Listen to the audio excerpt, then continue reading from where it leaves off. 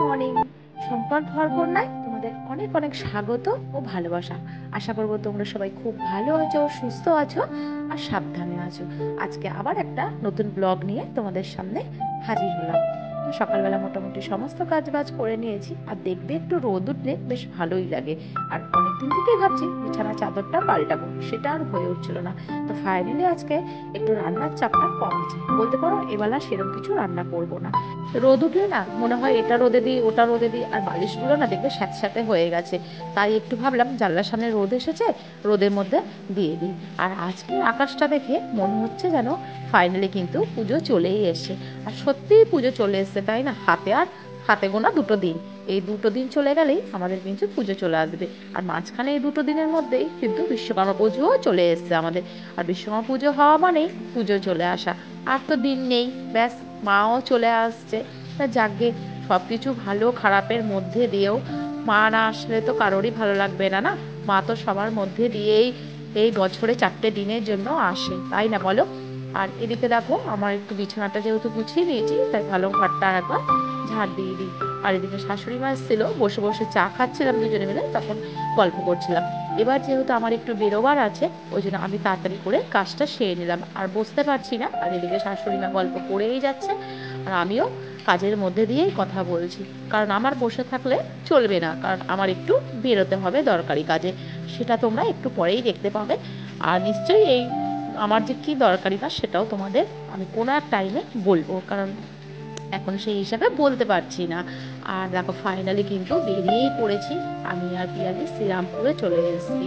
তবে হ্যাঁ, অবশ্যই জামা কাপড় কিনতে না, একটা দরকারি কাজ ছিল, সেটা সেরে তবেই কিন্তু যাব। আর এদিকে হচ্ছে দেখো, আমরা যেই দরকারি কাজে এসেছিলাম সেটা তো হয়ে গেছে।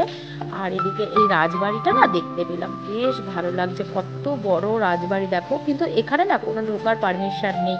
আর অনেকটা এলাকা জুড়ে কি ভালো লাগছে দেখতে। তাই গার্ডের সাথে, ওই গার্ড কাকুর সাথে কথা বলছিলাম। তাও বলছে না, ঢুকতে এখানে দেয় না। আমাদের মতো অনেকেই এসেছিল, আরও 4-5 জন, তারাও কিন্তু ঢুকতে চেয়েছিল, বললো না ঢুকতে গেলে পারমিশন লাগে। তো অবশ্যই হ্যাঁ, পারমিশন তো লাগবেই, কিন্তু সেটাও হচ্ছে বিকেলবেলা 4:30-5টায়। সেটা তো পসিবল না, কারণ আমরা এখন বেরিয়ে যাব। আর এই রাজবাড়ির পাশ দিয়ে দেখো একটা গঙ্গার ঘাট আছে, কি ভালো লাগছে। তার একটুখানি যখন সামনে দিয়ে যাচ্ছি, ভাবলাম চলো একটু যাই, ভিডিও করি আর তোমাদের সাথেও শেয়ার করি। কি দারুণ লাগছে, তাই না বলো? ভীষণ ভালো লাগছে দেখে। তাই ভাবলাম চলো। আর প্লেনটাও দেখো কিন্তু আসছে পুরো ভিডিওর মধ্যে, দারুণ লাগছে কিন্তু দেখতে। তো ওদিকের কাজ তো সেরে নিয়েছি, নিয়ে তোমাদেরকেও দেখিয়ে দিলাম যে রাজবাড়িটা কতটা সুন্দর। তারপর একটু মার্কেটে চলে এসেছিলাম। এখানে এসে পিয়ালি কিছু মার্কেটিং করলো, আমি কিছু সেরকম করিনি। ও সেই জামা কাপড়গুলো কেনা হলো।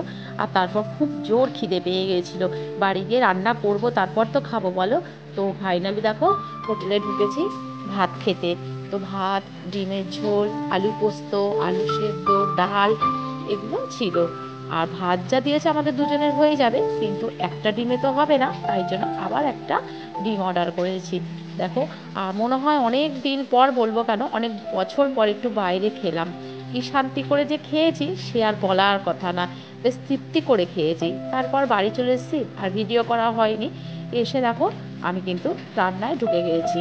কারণ হচ্ছে আমার তোমাদের দাদাভাই আসবে সন্ধেবেলা, তার তো খেতে লাগবে। এসে দেখো গাঠির উচলের তরকারি, আর যে ভাত হয়ে গেছে, বড়া ভাজা হয়ে গেছে, আর ডালটা কালকের ছিল। তো এদিকে তো আমি এসে আর যেহেতু বাইরে থেকে খেয়ে এসেছি, সেহেতু আর চাপ নেই, আস্তে ধীরে করছি। আর এদিকে না এই ড্রয়ারটা ভীষণ নোংরা হয়েছিল, তা আজ করব কাল করব বলে না করাই হয়ে উঠছিল না। তো ফাইনালি কী করবো, ওই জন্য ড্রয়ারটা পরিষ্কার করতে চলে আসলাম। এরপর সন্ধে হয়ে হয়ে এসছে, তো ভাবলাম আলমারিটাও না একটু অগোছলোই হয়েছিল। তা ভাবলাম একটু আলমারিটাও বরঞ্চ গুছিয়ে নিই, কারণ এখন না রোদে দেওয়া হয় না, আগে রোদে দিতাম। কারণ এখন কখন ছাদে উঠবো, আবার কখন বৃষ্টি নামবে বুঝতে পারবো না। আর দেখো এই কাঁথান বেনারসিটা আগের বার নিয়েছি, কালারটা কেমন হয়েছে বলো তোমরা। হ্যাঁ, কিন্তু জানো ওটার পাড় পিকো কিচ্ছু করা হয়নি, এমনকি ব্লাউজও বানানো হয়নি। আর এখানেও দুটো শাড়ি আছে সিল্কের মধ্যে, একটা আমার, একটা পিয়ালি, রানী কালারটা আমার আর লালটা পিয়ালি। আমার বাড়িতেই রয়েছে, নিয়ে যায়নি।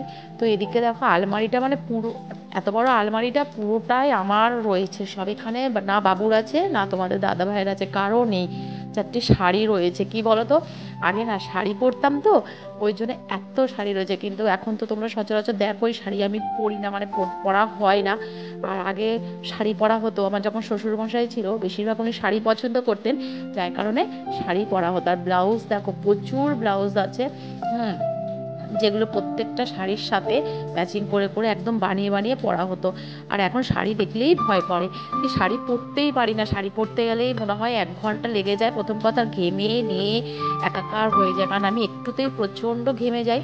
তো ওইদিকে আর কটা জামা কাপড়ও ছিল, সেই পুরোনো নাইটিগুলো কী করি কেচে আবার রেখে দিই আলমারিতে। আবার যখন শীতকাল আসে তখন আবার হাতালা নাইটিগুলো পরি, আর গরমে আমি হাত কাটাগুলো পরি। তো এইভাবেই পরি, তাই জন্য অনেক দিনভাবে নাইটিগুলো, যার কিছু জামা কাপড়ও রয়েছে কুর্তি, সেগুলোও গুছিয়ে নিলাম। কারণ পুজোর মধ্যে দেখো দিকটা ফাঁকা করেছি, ওখানেও আবার অনেকগুলো এখনও কুর্তি ঢুকবে, এগুলো গুছাইনি। আর এখানে না কাপড় ছিল, সেই কাপড় দেখো রূপার কাছে এগুলো বানিয়ে নিয়েছি ঠাকুরের জন্য, কারণ মানে লক্ষ্মী ঠাকুরের পুজো করি তখন হয়তো টুলের মধ্যে দেখে পাতলে দেখতে ভালো লাগে। তো ফাইনালি দেখো গুছিয়ে নিয়েছি। আর এদিকে দেখো এই পুরনো সব জামা কাপড় ইস্ত্রি হয়ে রয়েছে, তো দেখলেই না সেই পুরনো দিনের কথাগুলো মনে পড়ে। আর দেখো কত সুন্দরভাবে গুছিয়ে নিয়েছি, আর দেখতেও ভালো লাগে, মানে পুরো আলমারিটাই আমি নিয়ে নিয়েছি বলতে পারো। তোমাদের দাদাভাই তো তাই বলে, কি করবে তুমি শাড়িগুলো দিয়ে।